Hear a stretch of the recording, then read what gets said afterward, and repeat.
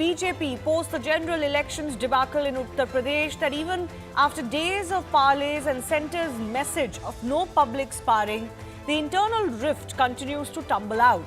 In a strange predicament, the UP BJP state unit is adamant that their poor result was due to state machinery, the bureaucracy, not working with them or even listening to them. In fact, the assertion is that the Yogi-led government is too Babu heavy and completely taken over by the bureaucracy itself. Apart from that, the BJP is also facing internal rifts with the Chief Minister and the Deputy Chief Ministers not seeing eye to eye. Usually, win or loss, BJP manages internal drifts and the external facade of its units pretty well. Unlike other parties, there are no protracted public rebellions, but this time, because of an underwhelming show both nationally and in the politically crucial state of UP, things have a different tone and tenor. Is this a sign that the leadership control has weakened? A sign that something needs to be done? Or is this just a storm in a teacup that is expected after a less than satisfactory result? Another pertinent question is whether all of this gives the India Bloc or the SP Congress combined in the state a upper hand ahead of the bypolls that are coming up. And we'll take that question to our guests in just a bit. First up, sources tell us that the state unit has prepared a 15-page document that highlights the reasons behind the party's poor show in the recently concluded Lok Sabha elections. So this report says that Kurmi and Maurya castes moved away from the BJP and that they could only manage 1/3 of the Dalit vote. It also highlights that there is the 10% decline in BSP's vote share proved to be beneficial for the Congress and its alliance partners. One of the most important factors listed by the state unit for the downfall was the administration seemingly dominating the party and the government. The report says that the overreach of the bureaucracy and the police on many issues has not gone down well with the public and with BJP supporters, an issue which has been flagged by alliance partners too.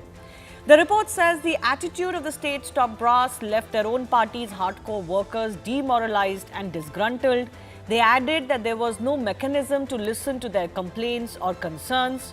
The report says that the early announcement of the candidates also created fatigue amongst its cadre and instead gave an upper hand to the opposition. What also hurt the BJP's prospects in the state were the ill-timed statements on constitution or at least being able to allay the fears on it. People were upset with paper leaks and the inability to provide contractual jobs. And nearly 40,000 hardcore BJP supporters found their names missing from the voter list across several seats. The internal rift has been one of the reasons for party's poor performances, and the state unit and administration were seen apart. Now, one of the top names reportedly upset with the government is none other than Deputy Chief Minister Keshav Maurya. He is also of the view that party workers are not being listened to and the bureaucracy is more powerful in Uttar Pradesh. He does not hold the PWD charge anymore. He feels he drove the BJP to victory in 2017 but hasn't got his due.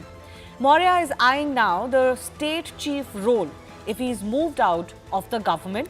Is that imminent? We'll of course discuss. Even as the BJP is in firefighting mode, the Congress and the SP are eyeing a Lok Sabha repeat during the bypolls. Seat sharing talks for the 10 seats which go to polls are underway. This is what we have learned. The Samajwadi Party, remember, holds 5 of these 10 seats that go to polls. Congress wants to fight on 4 out of these 10 seats, but sources say the Samajwadi Party is willing to part with only 3, meaning they fight on 7, the Congress gets 3 in its kitty. With that, the big question and the first debate coming up on Plain Speak is whether it's going to be advantage for the India Bloc, even as Yogi Adityanath and others firefight in Uttar Pradesh.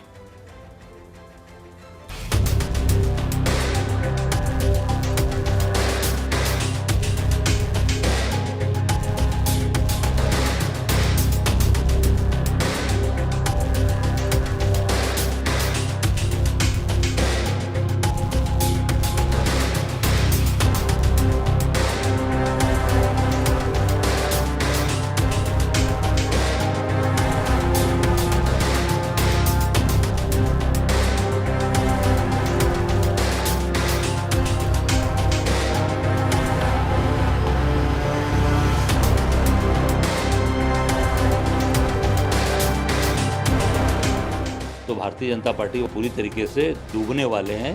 अब जनता निश्चित तौर से जाग चुकी है और अब जनता अपने हक और अधिकार पे वोट कर रही है, तो जनता इनको हराने वाली है। जो सवाल पूछे जाने चाहिए वो तो हमारा लोकतांत्रिक अधिकार है, इसलिए समाजवादी पार्टी इस सवाल को जरूर उठा रही थी कि आपके दिल्ली और लखनऊ के झगड़े में जनता का नुकसान हो रहा है, जनता की मुद्दों पे बात नहीं हो रही है। So I don't see if there is any problem. It is internal meeting and every candidate, every karyakarta has got equal right to express his feeling.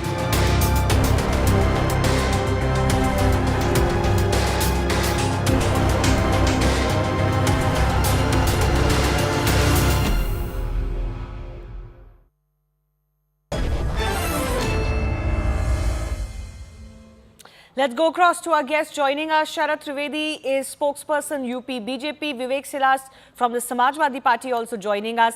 Desh Ratam Nigam is political analyst, leans towards the BJP. And Aman Sharma, CNN News 18's National Affairs Editor, is also with us in the studio. Aman, let me begin with you. Is it imminent that Keshav Prasad Maurya is going to be moved out of the government and he is eyeing that state chief role? And will that help? Because that could create more loggerheads between the government and the state chief. See, clearly, Shivani, Keshav Prasad Maurya is clearly not comfortable working with Yogi Adityanath. This is very apparent now, given he has spent much of the last 3 weeks in Delhi meeting senior leaders. There are specific grouses, I believe, of Keshav Prasad Maurya. Number one, of course, he always nursed that ambition since 2017 to become the chief minister. He was the party president then. When the party won a big victory, he considers himself as the tallest OBC face of the party, but he was not made the chief minister. He was made the deputy chief minister. 2022, Mr. Maurya has lost his own election. Still, the BJP made him deputy CM, but he was not given the important PWD portfolio as he had in the first term. He was given the rural development portfolio. Now, the PWD portfolio is also vacant in UP now because Mr. Jitin Prasada, the UP PWD minister, is now a central minister after winning the Lok Sabha elections. So, obviously, Mr. Keshav Prasad Maurya is either looking maybe at that PWD role, or he wants to move to the organization, because he's been speaking on those lines also, that the organization is bigger than the government, maybe trying to go back to that state BJP chief role as well. But Mr. Bhupender Chaudhary has taken responsibility. He still has 1 more year to go in the position unless he's asked to go and Mr. Maurya replaces him. So it remains speculative what the BJP will do, but obviously there needs to be a return in the BJP field. There needs to be a return to the OBC Dalit politics. There is no Dalit leader right now amongst the 3 CMs, deputy CMs, as well as state BJP president, and nobody is a Dalit. So obviously the BJP wants to, there is impending, I think, a reshuffle imminent in UP on the Council of Ministers as well as in the organization in the next few days or few months after the bypolls, 10 bypolls are done. We could see these changes being rolled out in the UP BJP. Of course, the big one is the state polls that are coming up, and there is a couple of years to go for that. But I want to go across to Sharad Trivedi as well. Clearly, there are problems, and clearly, you know, it is Yogi Adityanath or his government or his administration that seems to be gheraued by state leaders and others, even those members of his own government. That is not a good look for Yogi Adityanath. No, there's nothing like Gherao. It is, we are concerned about the performance of the party in the last election, and the party is trying to fix the problems both within and both in the administration. We are in the lookout of wherever we went wrong, what were the problems, what issues we did not fix it last time. We are going to fix it, and we are going to win all the 10 seats. There's no absolutely no doubt about it. And we have got a perfect internal democracy. Everybody has got a right to speak his whatever he or she wants. We are going to listen to them and take a decision. The senior leaders are going to take a decision on whatever feedback we are getting from the cadre. But what does it mean, Mr. Trivedi, when the party unit says that the government or the administration doesn't listen to us? This is a very peculiar problem or reasoning that has come up from the state unit. No, everybody has got a right to speak his mind. It's a democratic party. Everybody has got a right to speak his mind. We are going to listen to it and fix the problem, whatever it may be. I'm just trying to understand, what do you make of this reasoning being given? How do you understand and read this, that the administration doesn't listen to the party? No, there's nothing like that. As I said, that the party is listening to the feedback from the cadre, from the administration, and we are going to decide. The matter will come out in the open. We'll present it to you as soon as we fix it.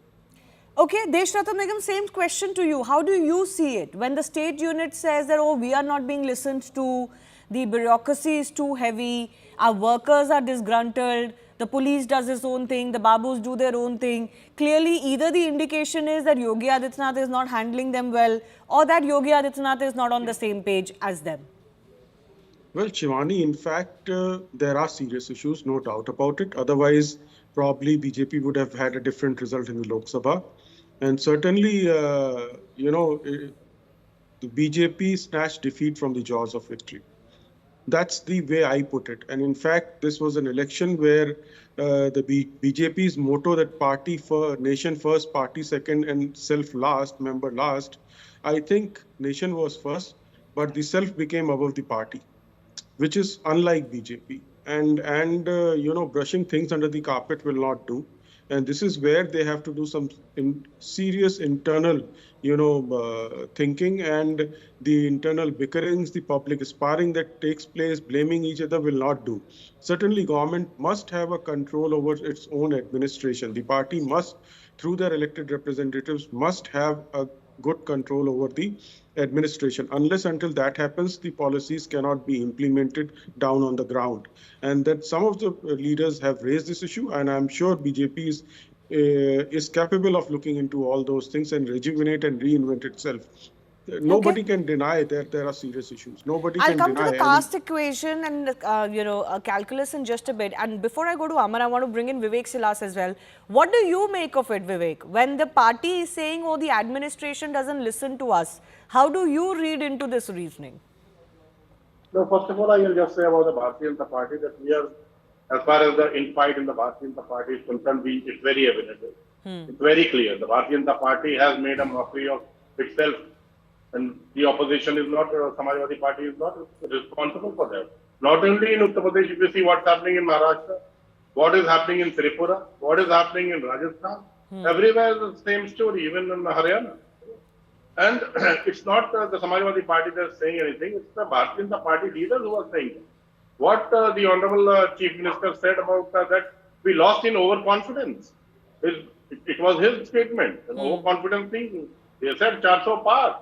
एक अकेला सब पे फाड़ी, that was the overconfidence where the Yogi Adityanath was trying to point out.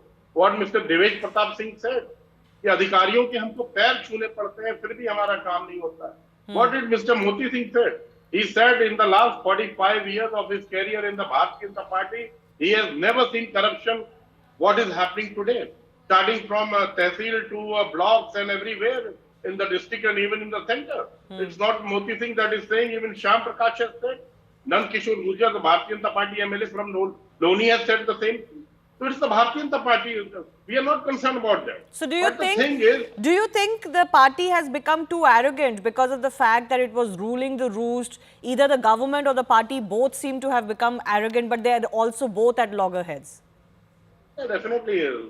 There is no denying on the fact that the Bharatiya Janata Party is definitely. It has become arrogant. It's not. It's the Mr. Mohan. If you see what Mr. Mohan Bhagwat has said today in Jharkhand, he said the same thing again today, just a few hours back. And the basic question is कि चुनाव किस पे हुआ? चुनाव हुआ था मोदी जी की guarantee पे. योगी जी की गारंटी में तो नहीं हुआ था ना मैम. मोदी की guarantee. When you lose, it's the guarantee that is losing. If you win, everything is hunky and dory. They have to expect the fact what has happened and the mandate that has been given by the people of not only but Uttar Pradesh, in this case, this was a national election, so not surprising that it was fought on Narendra Modi's name. I want to give an opportunity very quickly to Mr. Trivedi to respond to what Vivek Silas is saying. That you look at all around and nobody seems to be on the same page. And maybe the signs were there, but the party leadership failed to read it. Shivani, I admit it on behalf of the party that yes, things were not right and we are trying to fix the problem, but we don't have to be lectured by a group of parties. I think both Samajwadi Party and Congress, in the total number of seats they won in the last 10 elections is less than the seat we won in the last election. In the current election, Samajwadi Party in terms of percentage won 6% seats out. If we consider 545 as 100, then they won 6% seats and Congress won 18%. That was 1/3 and half of the passing marks that they should have had. We don't need to be lectured. Yes, we are toppers, so we need an introspection that how could we fall to this level. But these parties who we don't practically don't exist. Congress does not exist in 13 states, and Samajwadi Party doesn't exist beyond Uttar Pradesh. No, but they've shown the different we results did now. work hard. Surely That is you why are a we li- got 240 No, but seats. Mr. Trivedi, things change. And if there is any indication in these general election results is that things could change. So surely you're not brushing Just them 10 aside. seconds I need to rebut. Yes, Mr. Trivedi on that, and then Vivek Silas can respond. We are not brushing anything under the carpet. Everything is going to come out in the open. We have got internal democracy. We've got a self-healing mechanism in the party, and we are going to fix it. We are pretty much aware of what happened, and we are deep inquiry is going on within the party, and we are going to fix the problem. The question I was time. raising, Mr. Trivedi, is that are you taking the challenge by the SP Congress alliance a little too lightly? No, we do not take any challenge lightly. We are always in a mode to face the people, and even this time we won 240 seats. That is less than the combined might of the major parties. So the problem is that they have not even qualified in the last 10 elections. Now that they seem to having a look over the horizon that there is a chair out there that they have to grab. That is why they have got this sudden euphoria coming out. We are a serious party. We are going to introspect and fix it. Okay, Vivek. Yes, one thing is very clear that the Bharatiya Janata Party cannot deny as far as the Lok Sabha is concerned, especially in Uttar Pradesh. Samajwadi Party is a bigger party than the Bharatiya Janata Party in Uttar Pradesh. You cannot deny. And Mr. Sharad Trivedi was talking about no one should lecture. अरे sir आपको तो lecture Sanjay Nishad दे रहे हैं. उन्होंने कहा कि अगर bulldozer चलाइएगा तो वोट कौन देगा? लेक्चर तो संजय निषाद दे रहे हैं सर आपको. समाजवादी पार्टी नहीं दे रही है. जरा गौर करिए उन्होंने कहा कि नहीं कहा. और जब उनके कहने का प्रभाव क्या हुआ? बुलडोजर का डीजल खत्म हो गया. There is no diesel in the bulldozer now. Every order that was given by the chief minister has been taken back. Okay. Can you deny from that? No, you cannot. What did Mr. Ramesh Mishra say? That he is your MLA from Uttar Pradesh. He said, अगर इसी तरह से चलता रहा तो Bharatiya Janata party की सरकार नहीं बनेगी. 2027 में समाजवादियों की सरकार बनेगी. ये आप ही के विधायक कह रहे हैं. तो आपके विधायक आप ही को लेक्चर दे रहे हैं और आप दोष हम पे लगा रहे हैं. Okay. Let me just try. Let me just. तो खुद ही कहा था कि जो अपने बाप को धोखा दे सकता है वो जनता के साथ क्या करेगा? This is being personal. I object to that. This is absolutely personal. I can also say a lot of things. What has happened in the Bharatiya Janata Party? There's nothing personal about it. Both are politicians. non-biological थे ना. वो तो ब्रह्मा के अवतार थे. I'm not making any personal aspirations. I'm only taking a भगवान statement Jagannath of तो what they उनके said. शिष्य हैं. There's nothing personal. भगवान जगन्नाथ तो उनके शिष्य हैं.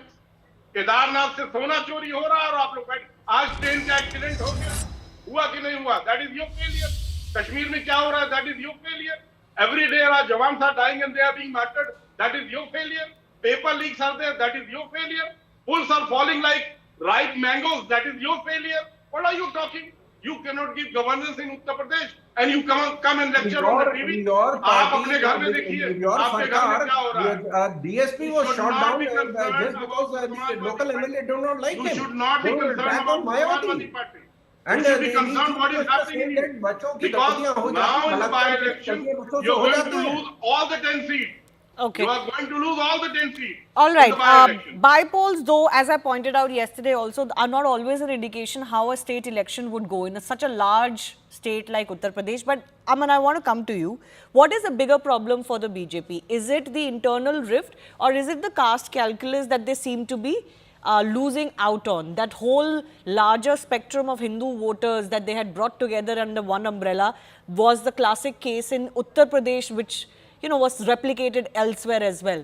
So what is their bigger problem? The bigger problem is obviously the caste factor. I think the mandal politics is firmly back in UP. You know, the mandal politics succeeded so far, and Mr. Yogi Adityanath has repeated power twice. You know, he's in his 7th year as the CM, 7th year running. So obviously there is some anti-incumbency, you know, creeps in at this point of time. We need to understand UP's electoral results. If you see, Shivani, 2014, 73 seats to the NDA. 2019 Lok Sabha elections, despite SP, BSP, RLD together, Yes. the NDA still got 64 seats. They even won Azamgarh and Rampur later. NDA is down from 66 to 36. Yeah. It's a huge loss of 30 seats, despite the BSP being separate, despite the RLD being on the BJP side. The SP Congress alliance was a formidable one. And especially, I think the biggest setback for the BJP has been that the BSP's voter, instead of moving towards the BJP, BSP's voter has gone towards the Shifted towards the coalition. independent. And that has been a big failure. That is why BJP's vote share will still 40% plus, but the loss in terms of seats is significant. And that is why I think the caste reset in UP by the BJP is very much required. I want to ask you a quick follow-up, Aman.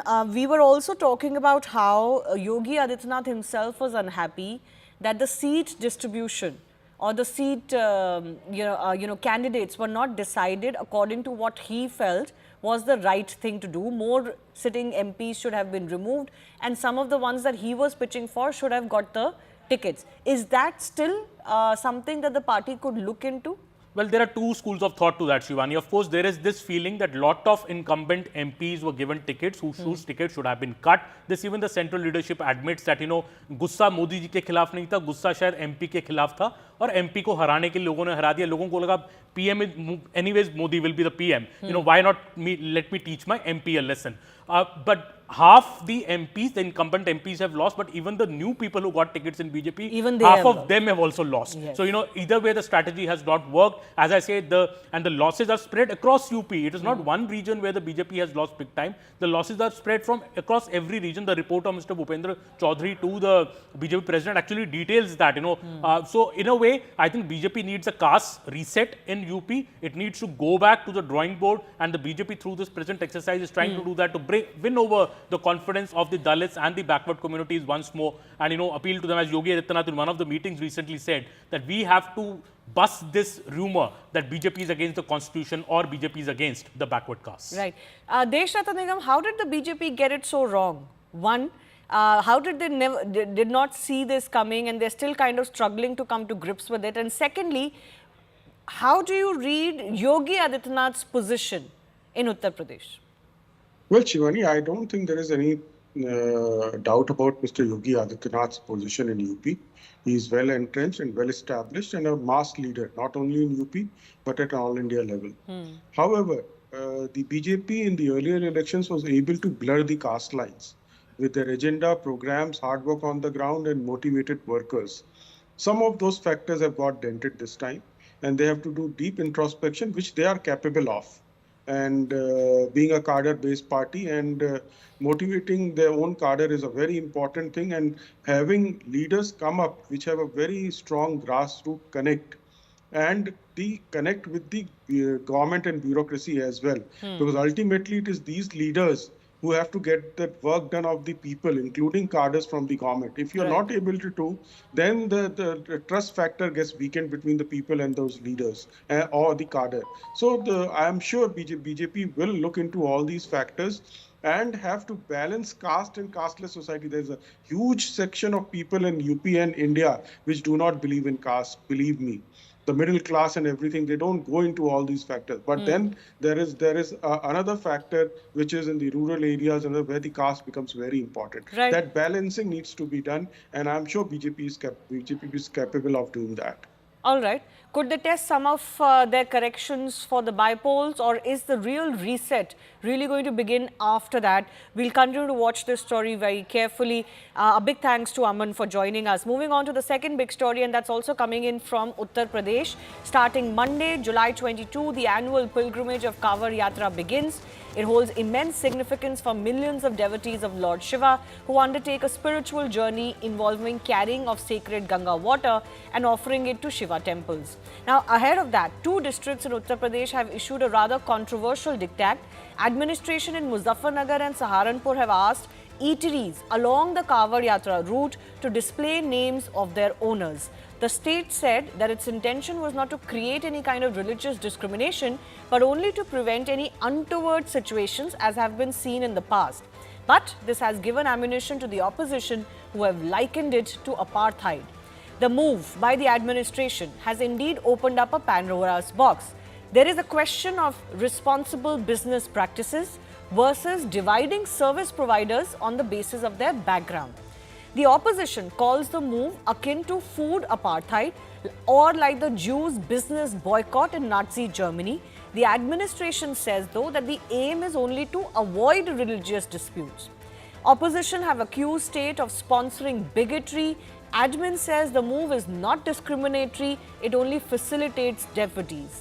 Yogi administration has been accused of violating the constitution with this, and the move itself has been termed illegal. But the administration says all stakeholders were consulted and they have anyways agreed. Now, opposition is also questioning the Yogi-led government if it will work only for one community. Administration, though, says that yatris have a dietary preference and there's no harm in making it easier for them to decipher where to eat. The big debate coming up with this names disclosure for eateries diktat. Is this truly for ease, or is there inherent prejudice in this?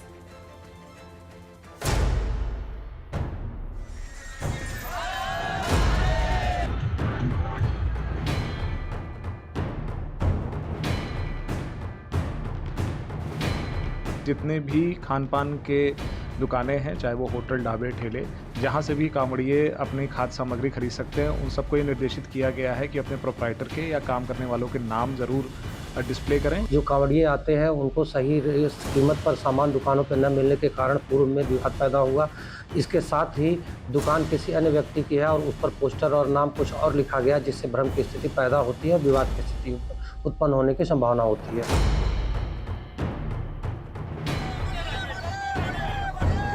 ये संविधान के article 17 का violation है, जो untouchability की बात करता है। इसके पीछे मंशा है इकोनॉमिक बॉयकॉट ऑफ मुस्लिम्स को नॉर्मलाइज करना, कैसे आर्थिक बहिष्कार का सामान्यकरण करना है मुसलमानों को। तो इस मंशा को तो हम कामयाब किसी के लिए नहीं होने देंगे। वो बीजेपी को जो नुकसान हुआ है लोकसभा में, अब ये एक जमीन तैयार करना चाहते हैं।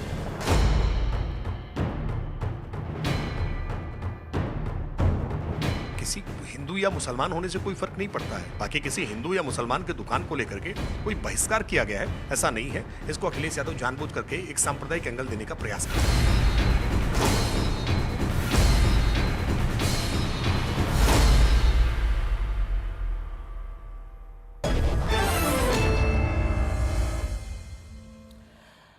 Sharad Trivedi of UP BJP, Vivek Shilaj from the Samajwadi Party and Desh Ratan Nigam continue to be with us. Tausif Ahmed Khan, lawyer and political activist, is also joining us. Like I said, it is indeed a Pandora's box because one, there is right to choose, right to an informed choice, and food is one of those aspects of life where the source of food or even the way that the food is prepared is extremely important to many people. On the other side, this is also about tagging one community or demarcating one community to versus another. So that's really the debate here. I want to begin with Vivek Shilaj here. The opposition seems to be fuming. But Vivek, it's not as if the administration is saying that, okay, eat from so-and-so, don't eat from so-and-so. The administration is only saying that, you know, it's mandatory to display your names and let the customer then have the informed choice of where they want to eat. Why is this so objectionable to you? You know, Shivani, this is a very weird decision that has been taken by the Uttar Pradesh administration. It's very clear, you know. Very clear that the Bharatiya Janata Party, led by Yogi Adityanath, is absolutely scared at the moment. They have lost a big election just very recently. They are incapable and they are incompetent. That is absolutely clear. You know, these type of things, they divide the people. They don't unite the people. Definitely divide the people. What the Bharatiya Janata Party is trying to prove. You know, there are very common names even in Hindus or Christians or even in Muslims. Like you say, there are many names and The other thing, you start about people working. Suppose I have a shop and some people are working in my shop. How I am going to identify them? मेरे hotel का waiter का नाम ये है, की जात ये है. What are you trying to do? Where are you trying to take this country? What are your intentions? Okay, I'll take that. What future are you trying to give to the people? What example are you trying to give to the youth of the country? Okay. This is not done. No, okay, so I want to understand. I'll just take 5 minutes, 5 seconds. It's better for the Bharatiya Janata Party to focus on development, to focus on how the paper leaks are being done. They have to restore that, they have to avoid it, and they have to, the police, recruitment, they have to do it again. It's okay. No, so Vivek, the question that I'll take this to our BJP representative, but the question I'm trying to ask is, it's not as if people are being told that either you shut your shops, depending on what you're serving and who owns it or who works there. They're only saying display your names so that the customer can make an informed choice. Now, we cannot deny, and the show is called Plain Speak because we don't really beat around the bush. We cannot deny that there are different eating practices amongst different religion. And during a religious yatra, people's dietary preferences become even narrower, right? There is a certain discipline, added discipline that is added. And source of food and preparation of food becomes extremely important. It's not just for Hindus, this case exists for Muslims too. So what is the objection here in displaying names if that helps the customer make a more informed choice? Nobody should be harassed, nobody should be shut down, and this is only through that route, not all of Uttar Pradesh. So just pinpoint to me, what is the discrimination or the bigotry here? Vivek? If the question is for me? Yes, yes. I think it's, it's something that is, most unacceptable. Even if it is for just 2 districts of Uttar Pradesh, but it's not acceptable, You think we are living in the 21st century? Come on. We are saying that India is going to be developed by 2047. Is this the way the country is going to be developed? Okay. We have to change our mind. We have to change our thought. We have to be more liberal. But the Bharatiya Janata Party sadly is taking the country backward. They say sabka saath, sabka vikas, sabka samman, sabka kuch, sab kuch. But ultimately you have to carry the entire, because Yogi Adityanath ji is not the chief minister of only Hindus. He is even the chief minister of Vivek silence. He is even the chief minister of, the Muslim communities and the other minorities. So that's what I'm asking you. What is the discrimination here? The public can still eat from any stall that they want to. They can. That is the question. Why the Bharatiya public can go anywhere and eat whatever they like, whatever they desire. But what the Bharatiya Janata Party is trying to make a drift by doing this. Okay. Can't you understand that? All right. So you're saying just the demarcation of the names creates a rift. Mr. Trivedi, please respond to that. Because, pardon the pun, it is a little bit unpalatable that you're asking people to display names, and we all know that it is being done with the intention so that the yatris know who is a Hindu vendor and who is a Muslim vendor. Shivani, there are 2 aspects in this discussion. First is that the worldwide consumer protection movement is only about making an informed choice, as you have already said. Now, when I want to make an informed choice, I want to know the person, the company which is selling it, the person who's selling it, the product which is being sold, the ingredients of the product which is being sold. I need to know everything. And the other aspect is that, there's a sort of feeling among in the opposition, or that is the feeling they're trying to promote, that in case it is a Muslim, then people will stop buying. I do not know a single non-vegetarian eater in Delhi who has not gone to Kareem once in his lifetime. There's not a single person who's not gone to Salim restaurant, which is owned by probably Huma Qureshi, one of the top actresses' relatives. No, there's nobody who's not gone there. I cannot afford Habib, otherwise I would have gone to Habib. If people brag about it, it's a bragging right that you go to Habib. Before you go there, you talk about it. After you go there, you talk about it. There's nothing wrong with it. Here we are trying to, sell apple as if they are bananas. What we are saying is that please let the people make an informed decision. We have got a soda bottle opener wala in Delhi. Now that's a Parsi restaurant. They make all kinds of Parsi motifs, Parsi photographs telling that it's a Parsi restaurant. You go to Goa, you've got an Andrews Cafe, you've got a D'Souza's bar. They do not say Shuddha Vaishnav Bhojanalaya, or a Sardar does not call his dhaba as Vaishnav dhaba or Mahmood or Salim. Are you saying then that there has been a tendency to mislead with certain hoardings that and is what we are disclaimers, concerned and that about. is why this was necessary during a religious yatra? Is the We government then are not openly saying making- that? Shivani, we are not making any discrimination against anybody. We are just telling people take an informed choice. You should know what you are buying. You should know from whom you are buying. If you, which constitution, which paper or which page on the constitution says that we should lie. No. My friend was Perhaps saying that the objection is- we are a forward-looking economy. Where in the liberal economy do we have a system of telling lies? What we are saying is do not tell lies. Tell what you are.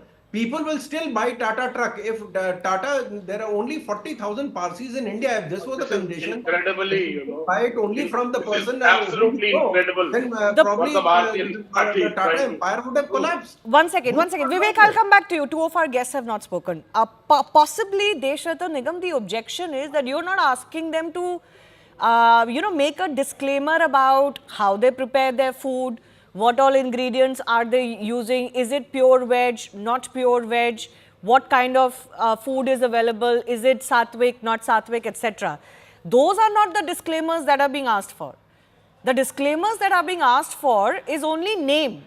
So maybe even if the intention was right, the way the administration has done it is, as some would say, leaving a bad taste in people's mouth. Well, Shivani, in fact, all controversies will come to an end if we look at the Consumer Protection Act, as pointed out by Mr. Trivedi, that a consumer has a right to an informed information that he can make a right kind of a choice. Secondly, if you look at the objective of this yatra, this is a specialized order for a particular purpose. For this particular Kanwar Yatra, which is a very important religious yatra for Hindus, and they follow certain protocol. For that, an informed choice is absolutely necessary. And nobody is asking consumers or misleading them to buy from a particular place or not to buy from a particular place. The choice is in the hands of the consumers, which has always been there. That right can never be taken away. And it is in this particular case, if I am a devout Hindu going on a Kanwar Yatra, I would not like to eat from someone who eats beef.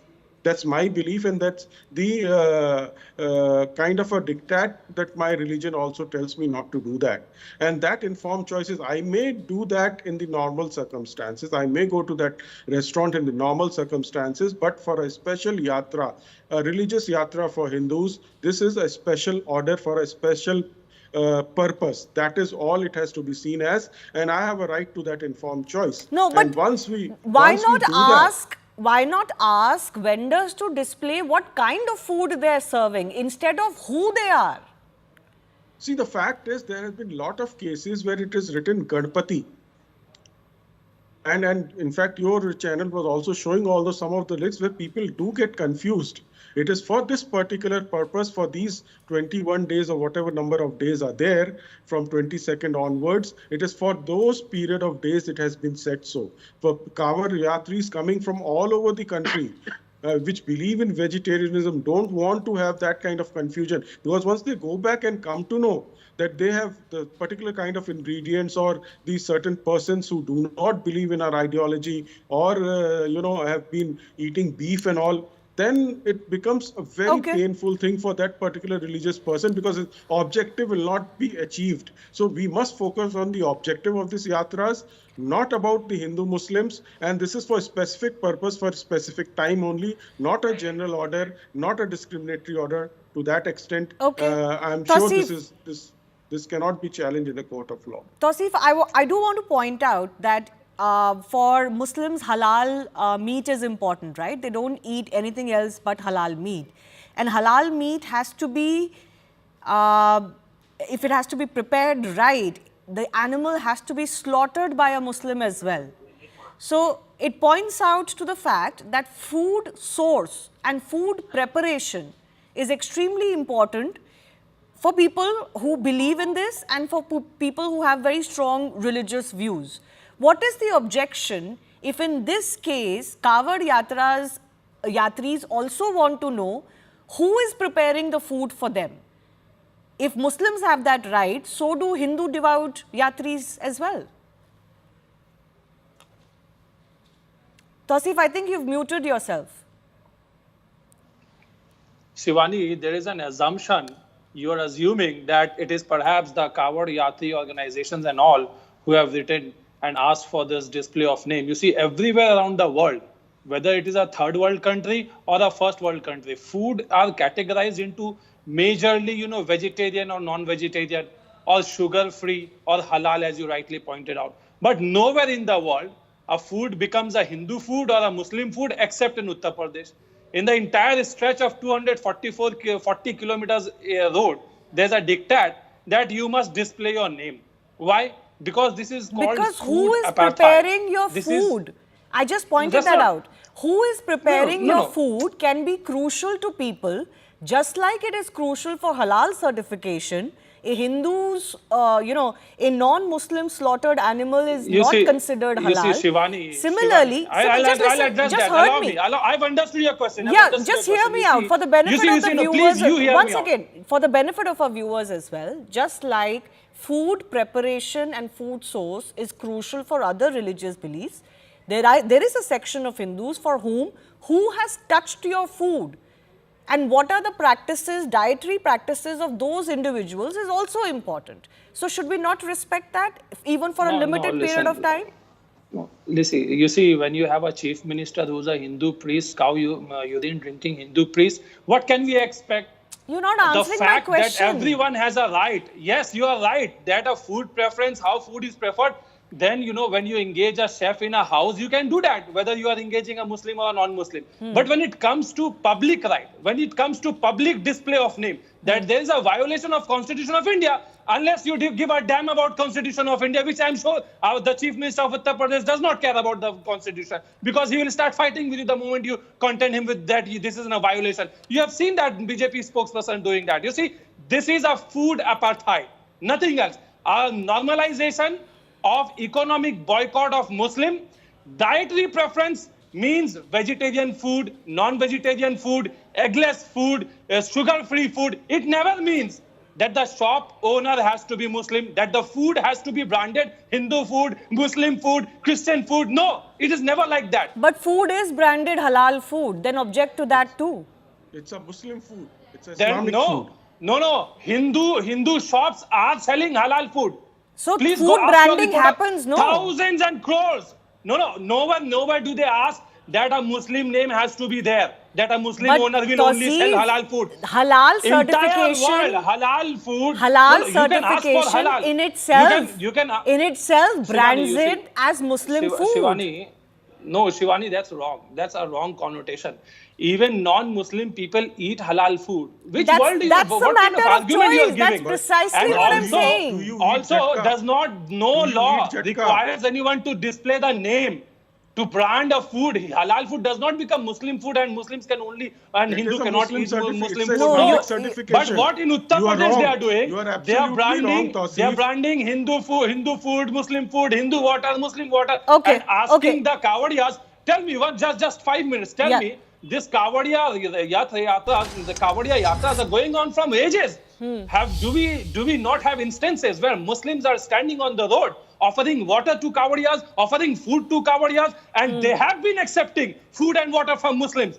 So why Chief Minister do this Yogi now? Adityanath is doing now? Okay, fair enough. I'll take that to Mr. Trivedi. But see, the distinction that I was trying to make is, and Deshat Nigam can come in, is that when you have something like halal certification that has its own very religious ways of preparation, that in itself deems it fit to be consumed by a certain religious population. Others can eat it. That's their choice. But there is a certification that brands it fit to be eaten by a certain population. By that logic, if the Kanwar Yatris, and mind you, this is only on Kanwar Yatra route, it is not pan-UP, and that too only a portion of the Kanwar Yatra. The administrations in those areas says that we have had instances where it has led to tension, that people were served food that they didn't think they were eating, and to avoid that, they want this clarity so that you know. As I said, and Deshatum Nigam can come in, it's not just the source of food. For example, some people eat eggs, but they want to eat only farm-raised eggs, right? From chickens that are farm-raised. Meat that is farm-raised. They don't want those, those jam-packed food houses or meat houses produced chicken, for example. They're non-vegetarians, but they have preferences of where their meat comes from. So, again, the question is, what is so wrong if you're not barring anyone from doing business, if you're not telling people eat this or don't eat this, what is the problem in just making the disclaimers that makes your choice easier and rules out any confusion? And yes, we have to accept that food preparation between Hindus and Muslims is different. Lifestyle is different. There's no harm in accepting that. Yes, Shivani, consumer is a king. That is what the tagline goes in everything. Now he has to make informed choices. And for that informed choices as to what he is he eating as per his beliefs and preferences? He must know. It is his choice to which shop he should go and which shop he should not go. And especially for these, yatras, religious yatras, where the objective is very important, as I have said so. So it is not about discrimination. There are people who hide identities. We have seen in Gujarat, we have seen in UP highways and so many dhabas where people go. When they scan the QR code, it comes out, it is owned by a Muslim. That's all right. But why to hide an identity? You must display, clearly tell them, it is my choice whether I want to go or I do not want to go, especially keeping my religious objectives in mind. Okay. Therefore, today what we are talking about is the preferences of the consumer and informed choices, and which is permitted by the Constitution. It is not unconstitutional. Please remember that. It is a statutory right, legal right, as well as constitutional right. All three rights combined in one, which the consumer has, and he is exercising that consumer question, right. Though, the political question that Tausif asked is that these yatras have been going on for forever. Why, Mr. Trivedi, was there a need to do this now? We have complaints coming from people that these kind of things are happening. They are what kind of things? We go to a restaurant and it is written Shuddha Vaishnav Bhojanalaya, and then they started calling each other Salim, Kaleem, Nadeem. So could they not produce Shubh Vaishnav Bhojanalaya? Could they not produce pure veg? We are Vaishnav has its concept, Shivani. Vaishnav preparation is different. We are only against people telling lies. The Constitution does not, which page the Constitution, we should tell lies. It's a liberal country, we are a futuristic country, so we should tell lies. We are only insisting at please tell the truth.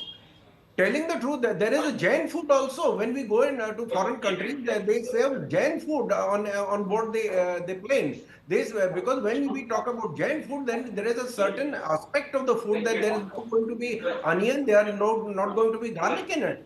There is something Jain food, there is vegan food. I have got Muslim friends coming home. I said, we do not serve meat. They say, no, whenever we go out, we do not take risk. We are pure vegetarian when we go out because we can't afford to eat jhatka. So we are vegetarians when we go out. We are not going to consume anything which is not halal. So just let the people take an informed decision, whatever you want to do. Okay, Muslims Vivek Shilash. Fine. The Hindus, they want to eat halal. Vivek Shilash, I do want to add, I have a minute left, which I'll give to you, but I do want to add that there have been also incidents, not only where, as Mr. Trivedi saying that, there's an attempt to mislead. Now, that may also not come from a terrible place. It must be just business instinct or acumen that, you feel you may have a wider audience and customer base if you say that this is a Vaishno Bhojanalaya, etc. But that's still not good business practice.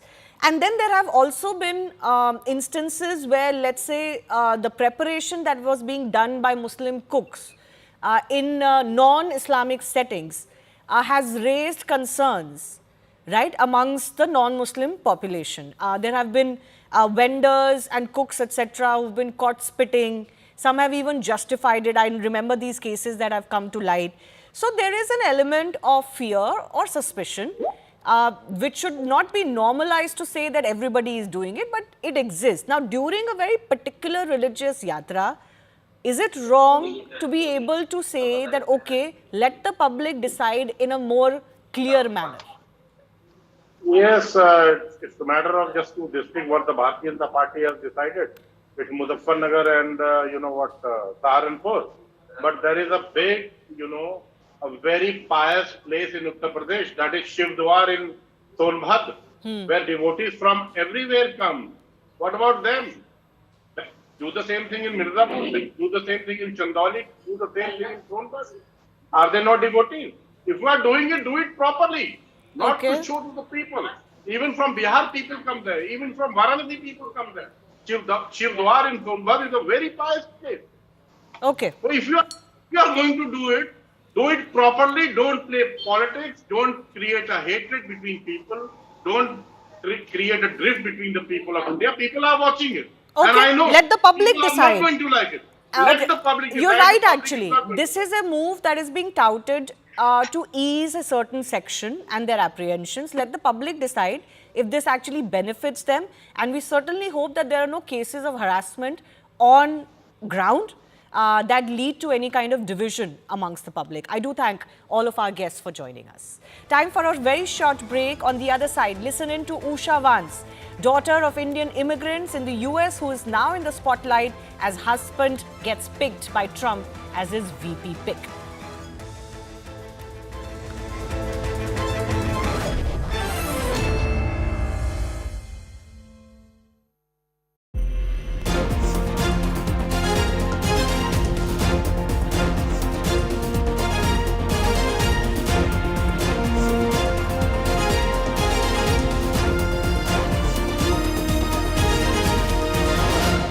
US President Joe Biden has tested positive for COVID. His symptoms are said to be mild.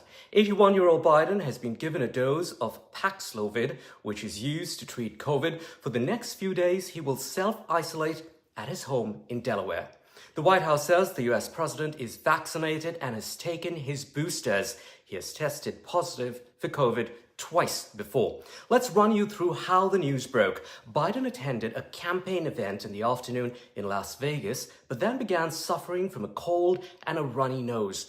He was expected to attend a second event in the evening in Vegas. A huge crowd, an audience waiting patiently for him. Half an hour, no Biden. 1 hour, no Biden. And then an hour and a half later, the audience heard the announcement Biden would not be coming. He was tested positive for COVID.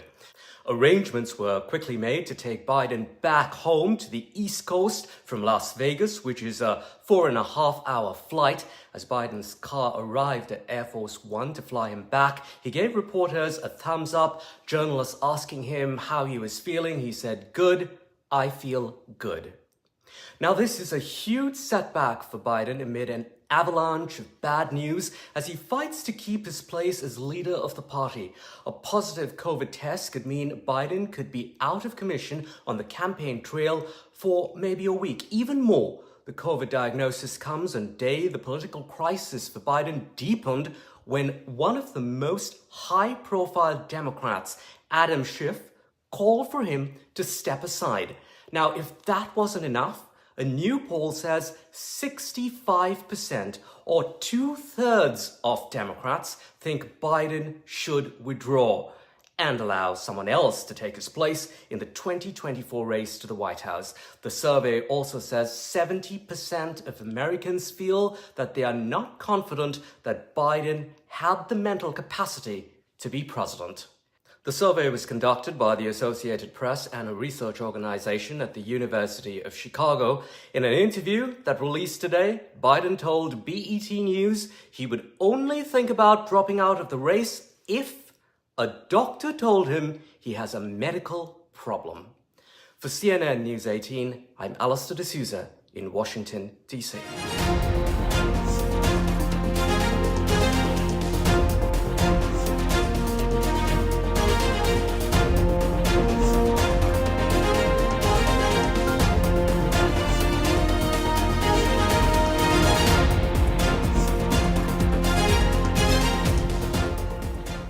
Thank you all.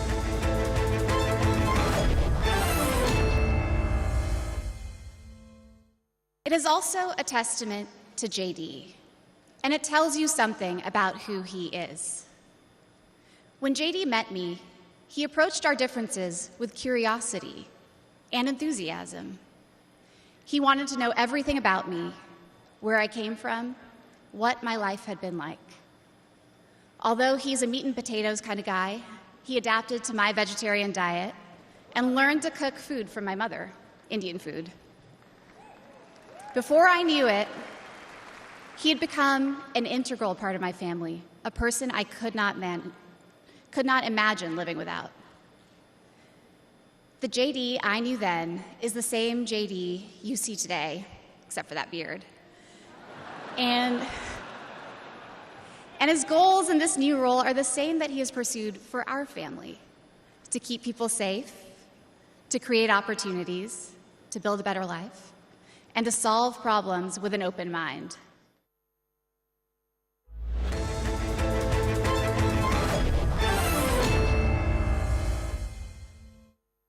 Co-powered by For your patience and understanding.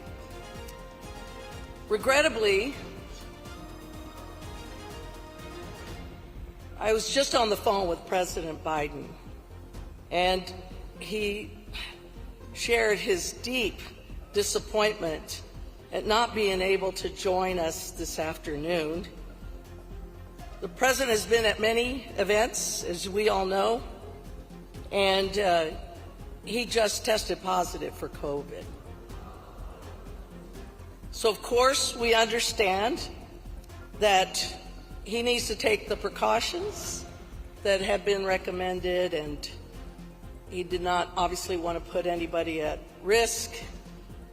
He said to tell my folks that we're not going to get rid of him that quickly. We're going to have a chance to hear from him in the future directly.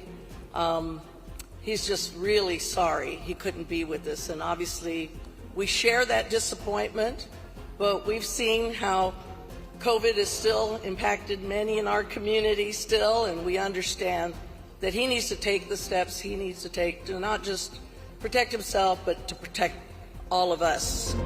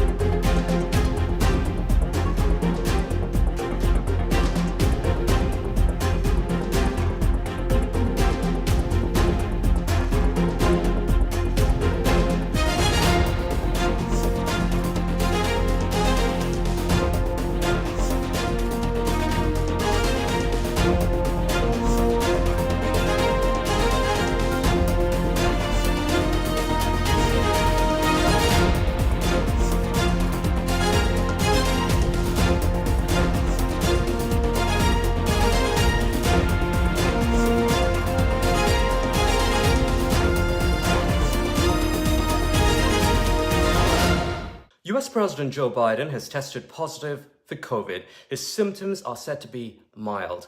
81-year-old Biden has been given a dose of Paxlovid, which is used to treat COVID. For the next few days, he will self-isolate at his home in Delaware. The White House says the US president is vaccinated and has taken his boosters. He has tested positive for COVID twice before. Let's run you through how the news broke. Biden attended. This is CNN News 18 and Federal Bank Primetime Studio.